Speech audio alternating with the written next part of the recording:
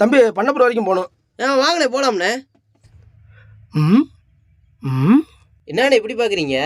என்ன தம்பி பார்த்தா படித்த வய மாதிரி இருக்கிய, ஆட்டோ ஓட்டிக்கிட்டு இருக்கீங்க? ஏண்ணே நம்ம நாட்டில் எங்கண்ணே படித்த படிப்புக்கு வேலை இருக்குது. அப்படியே வேலை இருந்தாலும் படித்ததுக்கும் நம்ம வேலை பார்க்குறதுக்கும் சம்மந்தமே இல்லாமல் இருக்கும்ண்ணே. அப்படியே ஒரு வேலை கிடைச்சாலும் நமக்கெல்லாம் சாதாரணமாக கிடைச்சிருமாண்ணே. அதுக்கெல்லாம் வசதி வாய்ப்பு வேணும்ண்ணே. எங்கள் அம்மா அப்பா என்னை கூலி வேலைக்கு தானே போய் படிக்க வச்சாங்க.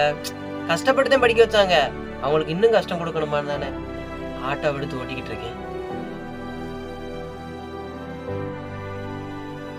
பிடிச்ச வேலை கிடைக்கிற வரைக்கும் கிடைச்ச வேலை செய்வோம்ண்ணே. ஏண்ணே ஆட்டோ ஓட்டுனது அசிங்கமா? சே தம்பி, நான் அப்படி சொல்லலையா.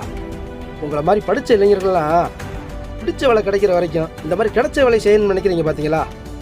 உண்மையிலே உங்களை பார்த்து பெருமையாக இருக்கியா?